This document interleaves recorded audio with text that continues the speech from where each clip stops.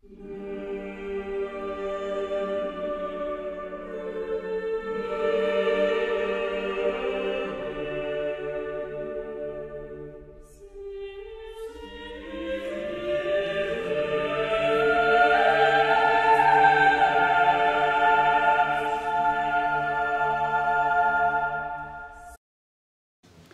vais me servir d'un livre que j'ai découvert récemment, qui s'appelle, voilà, le titre c'est L'émergence de la personne. Je vais en suivre grosso modo les différents chapitres. Alors vous savez, il y a plus de 500 pages, ne vous inquiétez pas, on ne va pas les faire ce matin. On va se baser ce matin surtout sur ce qu'on appelle l'anthropologie chrétienne. Alors c'est un mot un peu savant, quand on parle d'anthropologie, c'est une discipline qui a des aspects multiples.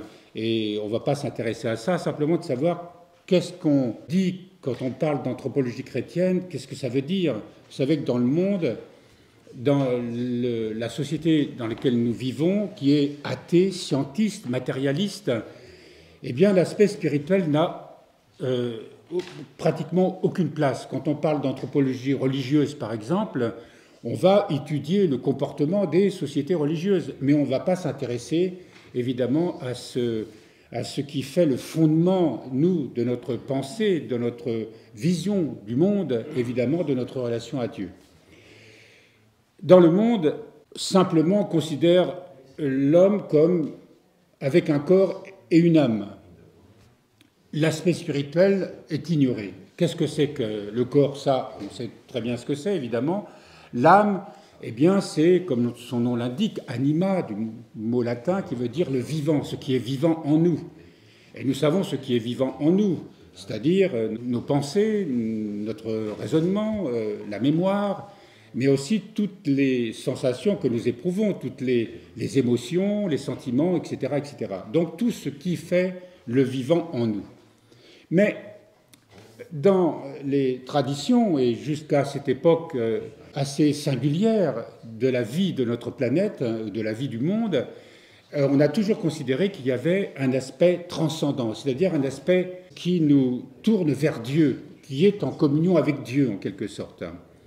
Alors dans la Bible, on nous parle du corps, de l'âme et de l'esprit. Pour faire court, donc le corps, et nous savons que si l'âme n'était pas dans ce corps, dès qu'il y a cette séparation d'ailleurs à la mort avec le corps, il y a aussitôt désagrégation de la matière qu'on appelle le corps. C'est vraiment l'âme qui donne la vie à ce corps. Et l'âme se communique au corps à travers les 5 sens. Et c'est aussi à travers ces 5 sens qu'on communique avec l'ensemble de la vie, et entre nous, évidemment.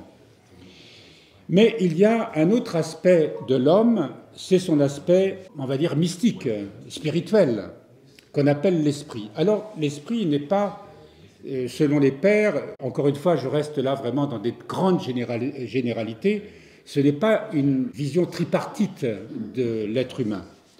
On a l'habitude plutôt de dire qu'il y a un corps et une âme, et dans cette âme, il y a une particularité qu'on appelle l'esprit, et qui nous permet d'avoir cette communication avec Dieu, ou plutôt cette intuition de Dieu, cette perception de Dieu, cette dimension qui nous permet de dire finalement qui fait la singularité d'ailleurs avec le monde animal. L'animal aussi a une âme, l'animal aussi a des émotions, des sentiments, et ce qu'on appelle l'instinct, et qui régule l'ensemble de la vie animale, quelles que soient les espèces, y compris même des plantes, puisque des expériences ont montré qu'il y avait aussi ce qu'on pourrait appeler une âme, qui est évidemment tout à fait différent du monde animal, mais il y a des perceptions, il y a des réactions, et on voit bien par exemple une chenille qui mange les feuilles d'un arbre, d'une plante, et on sait que la plante va essayer pour se défendre, pour se préserver, et l'ensemble de cette espèce qui s'apparente à cette plante va fabriquer une substance toxique pour éloigner, voire éradiquer cette chenille. Et là, dans l'histoire des évolutions, on remarque qu'il y a vraiment cette sorte d'intelligence qui fait qu'effectivement la plante va se préserver en émettant cette substance toxique, Et puis la chenille, comme il faut qu'elle vive aussi, va essayer de trouver un antidote. Et c'est comme ça qu'il y a une sorte d'équilibre qui se crée dans la vie du monde. Tout cela pour dire qu'il y a une intelligence, entre guillemets, absolument dans toute forme de vie, et nous sommes loin de comprendre vraiment quelle est la vie du monde. Mais la particularité chez l'homme, c'est justement cet esprit. Alors je vais reprendre ce livre qui nous parle justement de ce qui fait vraiment la spécificité de la nature humaine.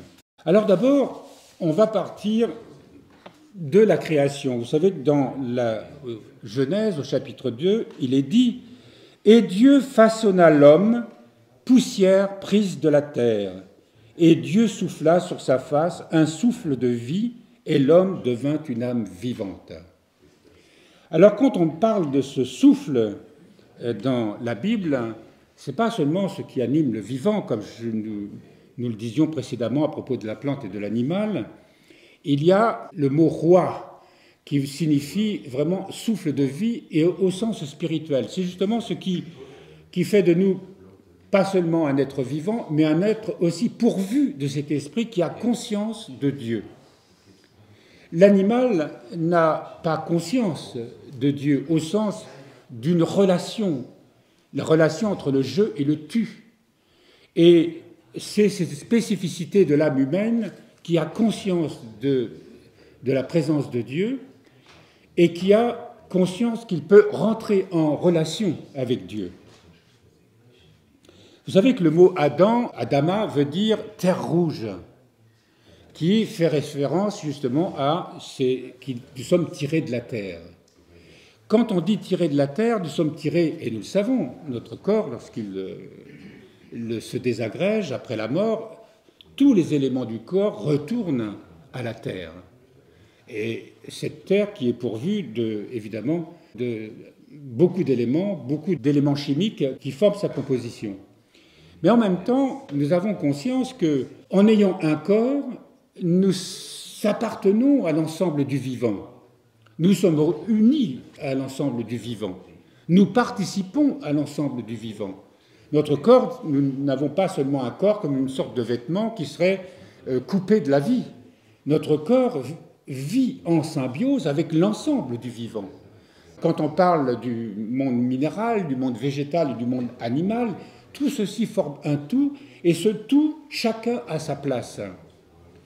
Et l'homme fait partie de ce tout. Alors évidemment, sur notre planète actuellement, nous sommes à 8 milliards d'habitants, et nous voyons que le nombre et les besoins de ces 8 milliards d'habitants détruisent un environnement, détruisent le monde dans lequel nous sommes, pour nous nourrir, pour nous vêtir, mais aussi parce que notre type de civilisation, qui n'est pas basée sur le respect des lois divines, eh bien, plutôt est une civilisation prédatrice qui, peu à peu, détruit la vie.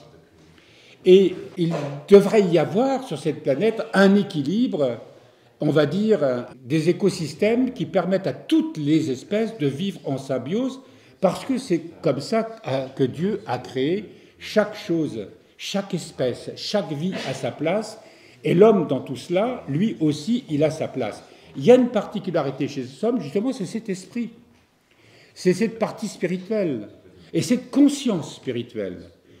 Conscience spirituelle, comme je l'évoquais, qui est cette conscience de Dieu et cette conscience de cette relation avec Dieu.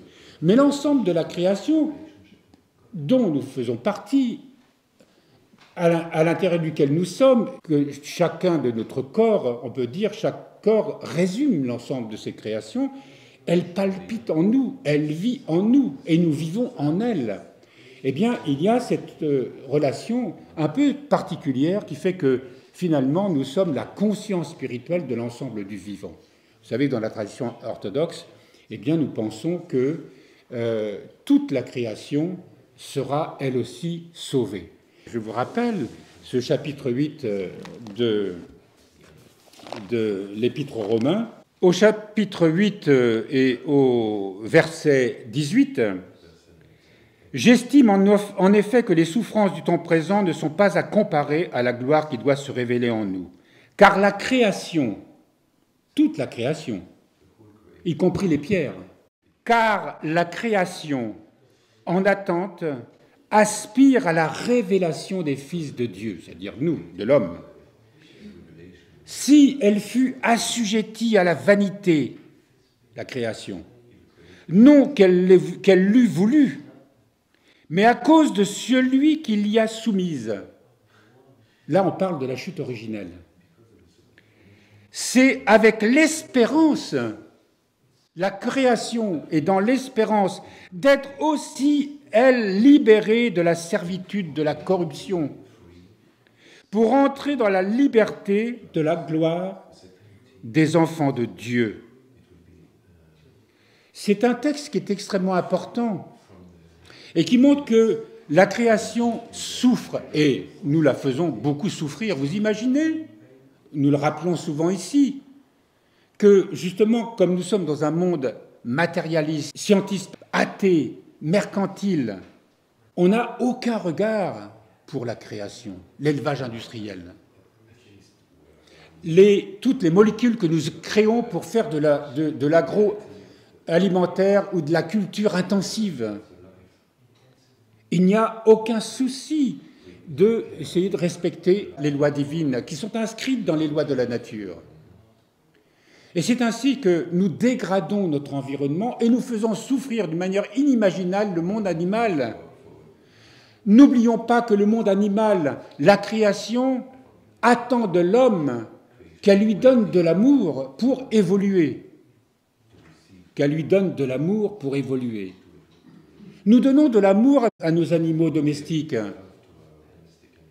Mais que faisons-nous des animaux que nous élevons pour notre nourriture? C'est tragique. Et je suis, moi, d'une génération où j'ai connu un monde où l'animal vivait en plein air, où chaque animal avait un nom.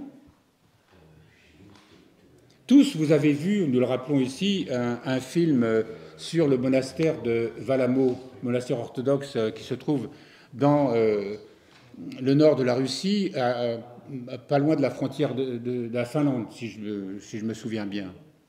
Et il y a dans ce film, qui est un documentaire, il y a le vacher, celui qui s'occupe des vaches, un moine. Et bien, quand il va voir ces animaux, ces bêtes, qui sont ses frères et sœurs, eh bien, il leur joue de la flûte. Et ces animaux ils sont végétariens, les moines, donc les animaux, ils vont pas être mangés, en plus. Eh bien, on voit le regard de ces animaux qui ont un éclat de vie, où on voit que ce rapport entre ce moine et ces animaux est un rapport qui est dicté par l'amour, par le respect, par une sorte de relation très particulière, et il y a quelque chose de singulier dans le regard de ces animaux qui sont, eh bien, le reflet de l'amour qu'ils reçoivent et le reflet de l'amour qu'ils donnent. Et c'est ça, ce à quoi nous sommes appelés. Alors, ce n'est pas le sujet de ce matin, mais c'est pour vous dire la responsabilité que nous avons. C'est notre vocation d'apporter de l'amour, de recevoir d'abord cet amour de Dieu que nous avons perdu et de le redonner à la création. Et aujourd'hui, si nous sommes si malades de la nourriture que nous mangeons, de la vie que nous avons, eh bien tout simplement c'est parce que nous nous sommes éloignés et que nous avons éloignés de ces lois divines et que nous les trahissons à chaque instant. Et nous ne comprenons pas, nous croyons que notre vie chrétienne est simplement une vie où nous devons respecter les 10 commandements, mais nous oublions que c'est beaucoup plus vaste que cela. Revenons à notre cours d'aujourd'hui. Et Dieu souffla sur sa face, la face de l'homme, un souffle de vie, et l'homme devint une âme vivante. Souffle divin que seul l'homme reçoit de Dieu et qui le différencie des animaux. Ce souffle est le fondement de l'âme de l'homme, note saint Jean Chrysostome, afin qu'il se souvienne qu'il est une créature de Dieu. Donc c'est de cette conscience spirituelle qui nous distingue de la vie animale, qui est la plus proche de nous, ce qui signifie qu'il y a aussi la vie, le souffle de Dieu dans toute vie, sinon elle n'existerait pas. Mais là, quand on parle de ce souffle singulier, particulier, Parce que lorsque Dieu crée l'homme, déjà, l'ensemble de la création a été créé. Toutes les espèces ont été créées. L'homme est le dernier qui est créé. Et ce souffle, évidemment, pour montrer qu'il est singulier, qu'il est particulier, eh bien, c'est ce souffle, cette conscience spirituelle qu'il met en lui. Lorsque nous mourons, ce qu'on appelle la première mort, le corps meurt et retourne à la terre, d'où il a été pris, comme nous l'avons déjà dit. Mais l'âme, elle, reste vivante. Elle reste vivante grâce à ce souffle de vie qui est en elle, et en même temps, et c'est là ce mystère, c'est que l'ensemble de la création qui n'a pas reçu ce souffle de vie, cette conscience spirituelle, eh bien, elle se trouve liée, puisque nous sommes un tout.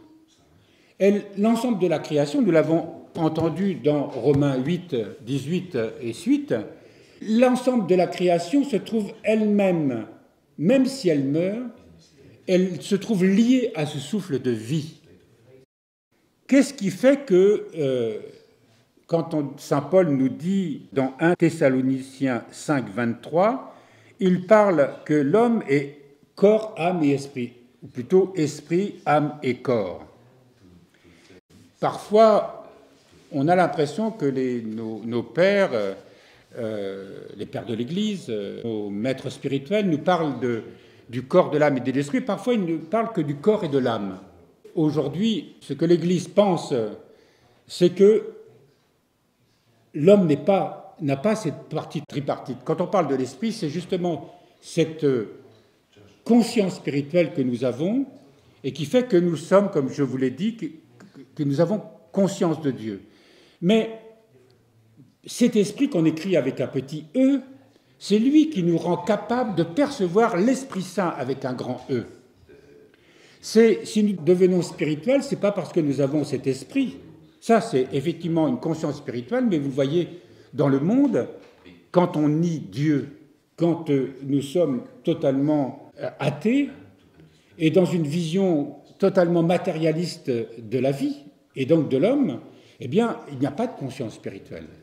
On a beau avoir cet esprit, ça ne fait pas de nous un être spirituel. C'est parce que nous avons cette faculté de percevoir, d'entendre et de nous laisser guider par l'Esprit Saint que nous devenons spirituels. Je ne vais pas vous lire toutes les références bibliques, il y en a de très nombreuses. D'ailleurs, ce livre, qui s'appelle « L'émergence de la personne », qui est écrit par un pasteur, enfin, à l'origine, il était pasteur et il s'est converti à l'orthodoxie.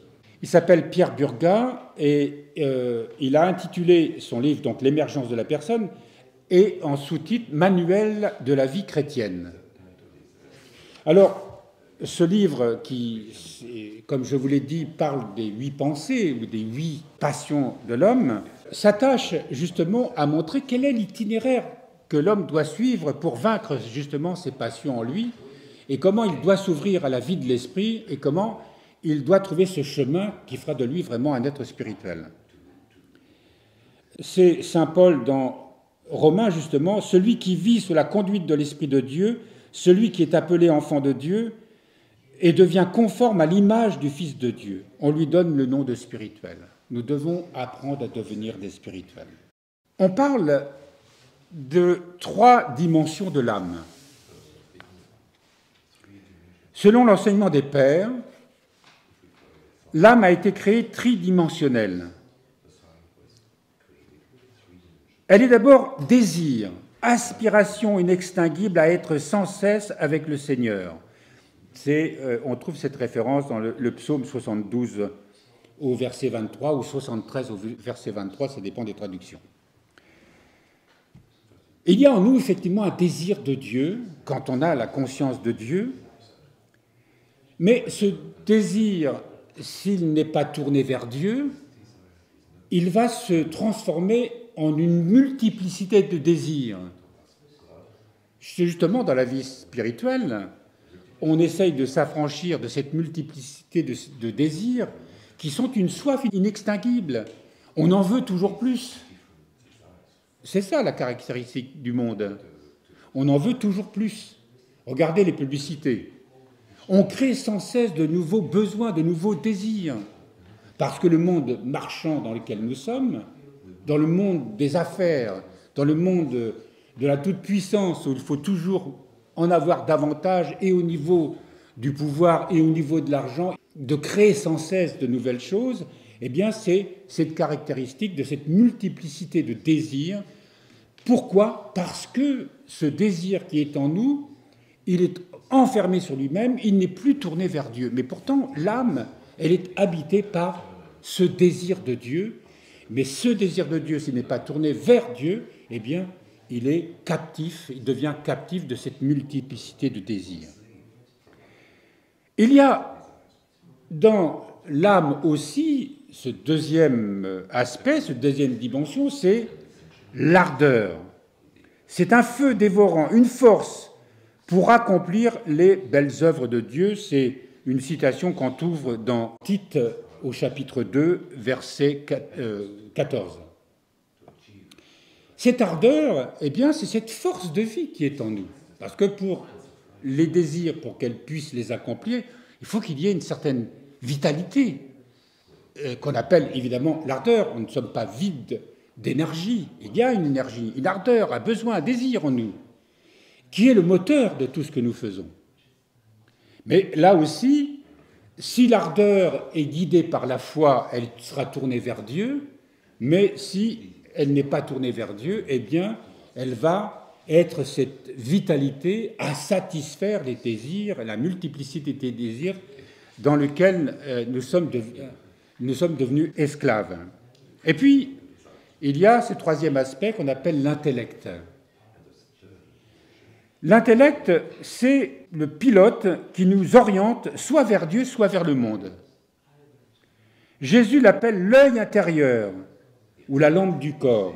Je vais vous rappeler d'ailleurs ce passage de l'Évangile qui nous parle de cet œil intérieur. Dans Matthieu 6, 22, la lampe du corps, c'est l'œil. Si donc ton œil est sain, ton corps tout entier sera lumineux. Je répète, la lampe du corps, c'est l'œil. Si donc ton œil est sain, ton corps tout entier sera lumineux. Mais si ton œil est malade, ton corps tout entier sera ténébreux. Si donc la lumière qui est en toi est ténèbres, quelles ténèbres ? Arrêtons-nous plutôt, première partie de ce verset. Donc, si ton œil est sain, ton corps tout entier sera lumineux, mais si ton œil est malade, ton corps tout entier sera ténébreux. Donc, cet intellect, soit il est tourné vers Dieu, et il sera au service, évidemment, de ce que l'Esprit Saint lui inspirera, soit il est tourné vers l'ego, ce que le moi, ce qu'on appelle le moi, qui n'est pas tourné vers Dieu, mais qui est replié sur lui-même, eh bien, il sera au service de la satisfaction de tous ces désirs dont nous avons parlé. Donc, il y a ces trois aspects de l'âme, donc désir, ardeur et intellect. Il faut que l'Esprit Saint, progressivement, illumine cet intellect, parce que c'est ce qui va nous permettre de comprendre ce que Dieu veut, ce qu'est la volonté de Dieu. Si l'intellect n'est pas éclairé par la grâce divine, eh bien, on restera dans les ténèbres du péché, ce qu'on appelle le péché, donc de tout ce qui s'est détourné de Dieu. C'est grâce à l'intellect que nous pouvons comprendre donc tous les mystères de la vie divine. Alors, il y a une autre dimension qu'on appelle le cœur aussi. Alors, ça fait beaucoup de choses, hein. Vous imaginez, on parle du corps, de l'âme, de l'esprit, donc on a vu que l'esprit, c'était justement cette conscience spirituelle qui nous était donnée, mais il y a en nous cet intellect qui nous permet de saisir la volonté de Dieu. Mais les mystiques nous parlent du cœur, et les Écritures aussi nous parlent du cœur. Le cœur contient tous les sens spirituels dont il est la racine, écrit saint Isaac le Syrien. Il est le lieu où l'homme voit Dieu selon les béatitudes. Et il y a une béatitude qui dit « Bienheureux les cœurs purs, car ils verront Dieu ». C'est dans Matthieu 5, 8. « Bienheureux les cœurs purs, car ils verront Dieu ». On sait que Dieu est invisible, évidemment, mais Dieu se laisse tout de même saisir dans cette expérience d'amour que nous pouvons avoir avec lui. Le cœur, c'est le lieu où Dieu révèle son amour, où Dieu manifeste son amour, où nous faisons l'expérience de cet amour. On ne peut pas décrire le cœur comme quelque chose de... C'est difficilement explicable. On ne peut comprendre le cœur que par l'expérience intérieure. Nous pouvons, grâce à la prière, entrer dans le cœur. Par exemple, l'expérience dans la prière nous donne cette grâce très singulière de passer d'une intériorité profonde où nous sentons la présence de Dieu, où nous avons le sentiment d'être dans la présence de Dieu. Mais cette deuxième phase, cette deuxième étape, fait que soudain, notre conscience entre dans le cœur. C'est une réalité vraiment que nous expérimentons lorsque nous pratiquons la prière, notamment la prière du cœur, ou cette oraison profonde. Le sentiment d'entrer dans le cœur. Et c'est une expérience qui est réelle. Dans cette expérience, il est évident que la prière, qu'on appelle la prière du cœur, n'est pas acquise pour autant. Il nous faut continuer de l'alimenter. Il nous faut continuer par notre volonté, de continuer de prier pour que cette prière se maintienne. Mais nous sommes déjà là dans une phase extrêmement profonde où nous avons le sentiment d'ailleurs que le corps, l'âme, avec toutes ses facultés, ne sont plus divisés, mais sont rassemblés comme une flèche en quelque sorte qui se oriente vraiment vers la partie la plus profonde du cœur, qui est vraiment ce sanctuaire intérieur, cette chambre nuptiale, pour employer d'autres termes, où nous entrons véritablement en communion avec Dieu, où la prière devient un état naturel. Et nos pères, vous savez, surtout les hésychastes, nous parlent de ce qu'ils appellent le lieu du cœur. C'est justement ce lieu que je viens d'évoquer, cette partie la plus profonde, la plus sacrée, la plus sainte de notre être. Lorsqu'il nous est révélé ce lieu du cœur, qui n'a rien à voir avec le cœur physique, cet organe qui est en nous, mais elle est vraiment une caractéristique de l'expérience spirituelle, de notre communion avec Dieu, de notre expérience avec Dieu. Elle est une réalité concrète. Elle est absolument réelle pour celui qui le vit. Et lorsqu'il nous est donné cette grâce de découvrir le lieu du cœur, eh bien, il y a cette rencontre avec Jésus, réelle, ce face-à-face avec Jésus, réellement. Alors là, évidemment, il s'agit là des différentes étapes qui nous conduisent vers la sainteté, mais le cœur, il n'est compréhensible, discernable que dans cette expérience véritablement de la prière, que nous offre la prière, avec évidemment la grâce de l'Esprit Saint, parce que sans l'Esprit Saint, nous ne pouvons pas cheminer. Sous-entendu que ces différentes étapes qui nous conduisent vers ce lieu du cœur ne peut pas se faire sans une sanctification, ne peut pas se faire sans une purification de l'âme, ne peut pas se faire sans la purification de ces désirs multiples que j'évoquais tout à l'heure, qui sont justement ces fameuses pensées ou ces fameuses passions que nous verrons, non pas aujourd'hui, mais plus tard.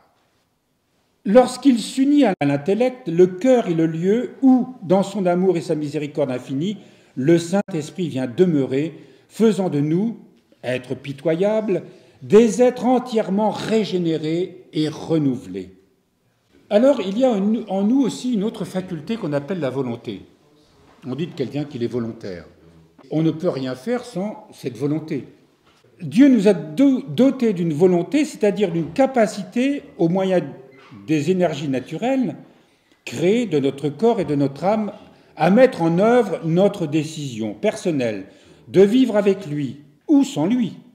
Parce que cette volonté, nous pouvons la mettre au service du péché ou au service de Dieu. Dès l'origine, notre volonté est tournée vers lui.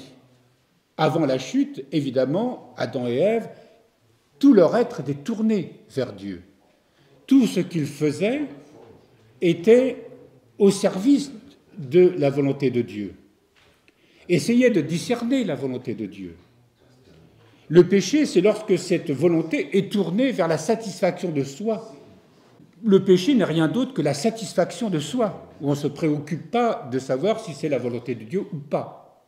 La satisfaction de cette multiplicité de désirs que j'évoquais tout à l'heure. Et les désirs, d'ailleurs, dans le monde, ne sont pas vus souvent comme forcément des fautes morales, mais comme un état d'être qui paraît normal. Si nous demandons au Seigneur « Apprends-nous à faire ta volonté, car tu es mon Dieu », c'est le psaume 142 par exemple, eh bien, justement, cette muraille qu'il y a entre nous, la vie que nous menons parce que nous ne pensons pas à Dieu, et cette dimension spirituelle, il y a une sorte de muraille, et vous voyez bien, pour les gens qui sont totalement happés par cette vision matérialiste de la vie, il y a une sorte de muraille qui les empêche de percevoir cette dimension divine. Eh bien, dès que nous commençons à sentir qu'il y a cette dimension spirituelle, notre volonté va se tourner. Et la volonté, elle est liée à l'intellect, elle est liée au désir de Dieu, elle est liée à l'ardeur de mettre en œuvre toutes ces facultés de notre âme pour aller vers Dieu. Eh bien, cette muraille, elle se fissure et nous commençons à entrevoir justement ce qu'on appelle les grâces, ce qu'on appelle l'amour de Dieu, ce qu'on appelle la lumière divine, ce qu'on appelle la vie divine. Donc il y a en nous, naturellement, depuis la chute, deux penchants. Soit on est tendu en avant, comme nous dit saint Paul, dans Philippiens 3, il nous dit que nous sommes tendus en avant vers Dieu. Si nous ne sommes pas tendus en avant, toutes ces énergies qui sont en nous vont forcément tendre en avant, pas vers Dieu, mais vers la satisfaction de ses désirs. Et nous sommes tiraillés justement entre ces deux penchants. Et nous le voyons bien d'ailleurs, quand nous essayons vraiment de nous mettre au service de Dieu, qu'est-ce qui résiste en nous? Toutes ces pensées résistent en nous. Se tourner vers Dieu, faire la volonté de Dieu, c'est renoncer à soi, nous le savons. Et nous voyons bien que notre nature ne veut pas se laisser faire. Elle ne veut pas, d'ailleurs elle est incapable de se transformer par elle-même. Il faut l'y contraindre. Pourquoi y a-t-il la nécessité d'avoir une règle de prière? Pourquoi faut-il que nous ayons ce que nous appelons l'ascèse? Le mot ascèse qui veut dire la pratique de la prière, de la méditation, la pratique des vertus. Résister aux désirs qui viennent nous solliciter et que nous savons mauvais pour nous. Et nous avons bien besoin pour cela, évidemment, de l'aide de Dieu, de l'aide de l'Esprit Saint, sinon, évidemment, nous sentons bien que notre nature, qui est tyrannique, ne se laissera pas faire. Donc, tout ce qui appartient à la sphère du moi, qu'on appelle, ou de l'ego, comme on l'appelle aujourd'hui, eh bien, fait partie justement de cette nature coupée de Dieu, qui doit revenir à Dieu. Et dans cette nature, justement, plus tard dans ce livre sera expliqué ce que sont ces fameuses 8 pensées ou 8 passions qui résistent à Dieu, se sont éloignées de Dieu. Nous allons parler plus précisément de cette chute de l'homme. Les fameux 2 arbres dans le jardin, vous savez qu'il y avait l'arbre de vie et l'arbre de la science du bien et du mal. Et l'arbre de la science du bien et du mal était vraiment l'arbre qui était interdit. Il ne fallait pas goûter de ce fruit. Tandis que l'arbre de vie, alors on pouvait se rassasier de cet arbre qui d'ailleurs est précisé, était au centre du jardin d'Éden. L'arbre de la science du bien et du mal n'est pas situé quelque part. Et il est le centre. De même que si nous voulons dessiner un cercle, c'est à partir d'un centre. Rien ne peut se construire autrement qu'à partir de ce centre. Donc l'arbre de vie, c'est vraiment ce qui permettait à l'homme de garder sa communion avec Dieu. Et il devait comprendre ce qu'était la volonté de Dieu. Il était donné à Adam et Ève le discernement pour cheminer Parce que lorsque Adam et Ève ont été créés, ils n'ont pas été créés parfaits. C'était le début de toute une évolution, parce que derrière, évidemment, nos premiers parents, le mot de Adam et Ève, c'est l'humanité qui est concernée. Cette humanité qui était appelée, à partir de sa création, à grandir, à cheminer avec Dieu pour s'accomplir vers la sainteté. Au paradis, et justement, c'est pour ça qu'il a été donné à Adam et Ève ce qu'on appelle la liberté de discerner, la liberté de faire le bien ou de faire le mal, la liberté de faire la volonté de Dieu ou sa propre volonté. Et c'est pour ça qu'il y a eu cette épreuve de la tentation. Le serpent qu'on identifie avec Lucifer, avec Satan, cet ange déchu qui était... Il a été déçu aussi.